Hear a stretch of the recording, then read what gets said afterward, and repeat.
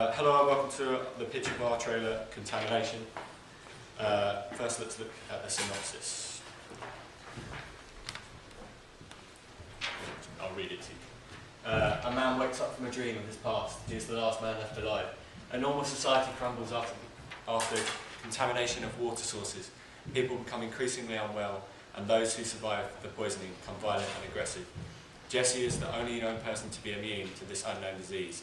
He takes responsibility for finding a cure and survivors. He must use survival skills in order to complete his mission and help as many remaining people as he can, including his friends and loved ones, evading the constant threat of the third-party organisation of scientists trying to capture him and extract his DNA for the cure. Basically, we went with the dystopian theme. We wanted to create a sense of isolation. The idea is that the protagonist is the only human immune to the contaminated water. The water in the first place was infected by the government in order to reduce overpopulation.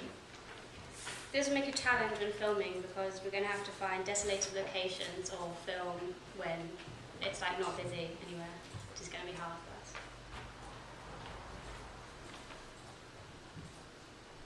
Oh, I'll read this one.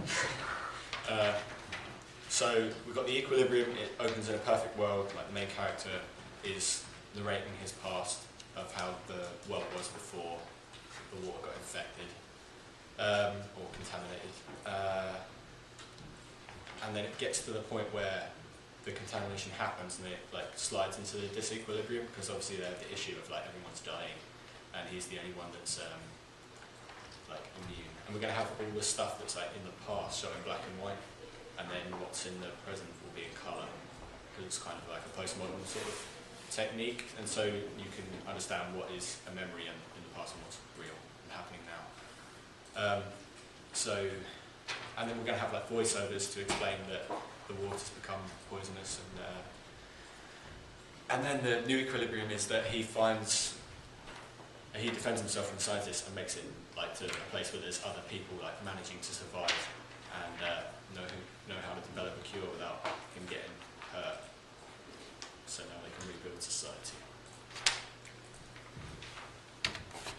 Yeah, so we went through many different typefaces and decided that this one was the best suited for our genre.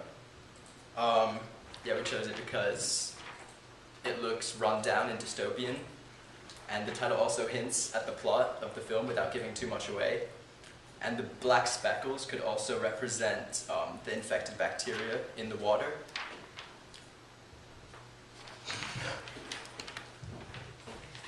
Our unique selling point is our postmodern elements of production. For example, specialists, also known as indie, this is our target audience who enjoy seeing camera work and editing that doesn't conform to traditional film styles. Methods like using the black and white for the memories instead of having it all in colour, and slow motion will be used as our key attraction.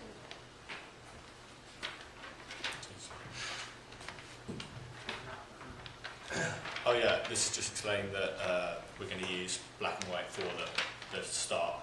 So that will be conveyed in our trailer as well. So in the trailer you'll have like, it's going to be very montagey, so like, but it will start slow with the black and white, and then as it gets to a montage it'll be like short, fast shots, but the colour will come back, so you kind of understand like that it's got a history and then a present as well. So like we used the idea from Kill Bill with the black and white to the colour.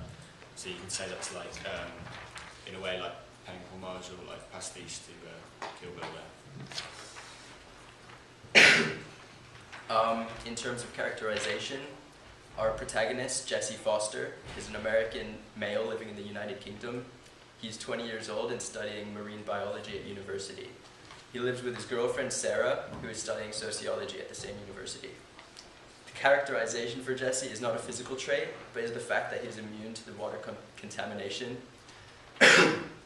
Other surviving characters have to wear protective equipment in order to prevent infection. Jesse does not. This allows him to always be recognized by the audience because of his attire.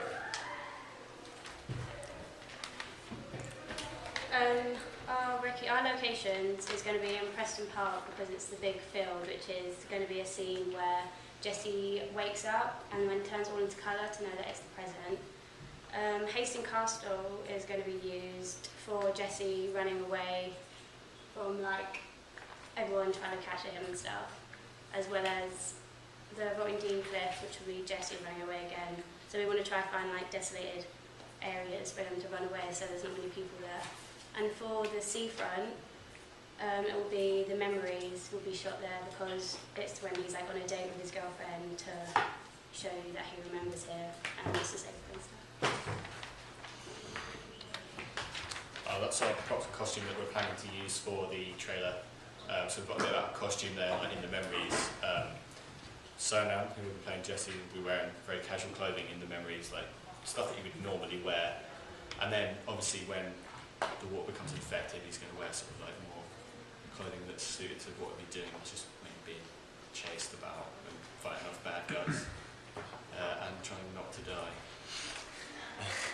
And we're going to do like close-ups of like the props, like the books and stuff, like we can use in the memories as well, so that he remembers writing in the diary, recording stuff about the water infection, because he's studying marine biology, so he knows a bit about the water and that kind of thing. So. And very water-based props like the glass, the pipette, the test tube, so it's all relating to our key idea. And that's our tagline. I think that's it. Yeah. Yeah, what's the next slide? Is there another slide? No, I think that's it. Yeah, that's it. All right, any questions? Okay, any questions from anyone in the room? I've got a few. What film studio would you probably be thinking of being the makers of? Is it going to be more sort of independent? Definitely more independent. Okay, so you might need to add a justification of that, an explanation. What rating would you imagine it be? Who thinking of your target audience and your certification? Yeah, adults, because adults get, like a lot of adults more so go to the cinema. Is it going to be 15 or is it Yeah, going to be 18? 15. Yeah, But 50. it's not going to be like too much violence. Yeah, that anyone I'd say can 50. Okay, so you might think about adding something to do with either of those in. Ideas that with light, things that they've come up with that you think are good. Quite an original idea. Quite like that.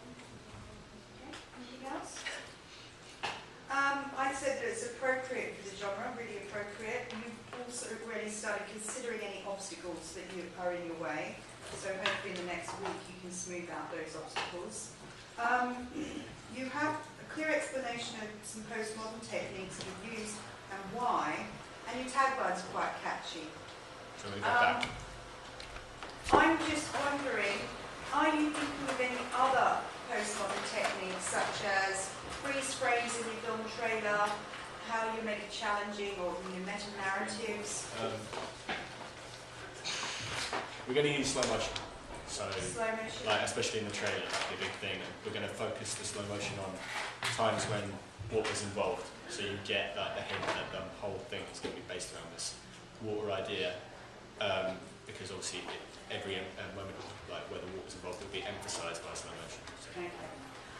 One last thing is, you've got one main character that you have spoken about. Is he a traditional hero?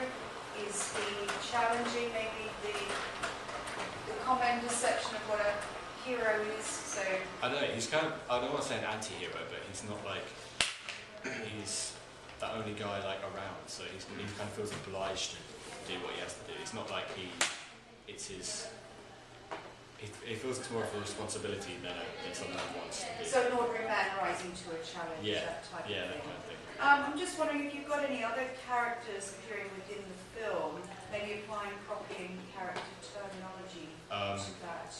Well, we have his girlfriend, who will be, I would say, kind of like a damsel in distress kind of character, because we have this idea that she might be one of the survivors like at the end, towards the end of the film. Okay, so potentially a princess, a prize for the hero. Yeah. What about your antagonists or your villains? Are we going to... Yeah, they're the scientists trying to get his cure from him. It's in his blood. So. That might be something you could consider adding into But that. the idea with that is that when you see them, they'll be in the masks, so they'll be very like, obvious who they are. So like masks and suits and like boiler suits, that kind of thing. So. Any other questions or suggestions of things they haven't considered? Okay, thank you very much. Give them a big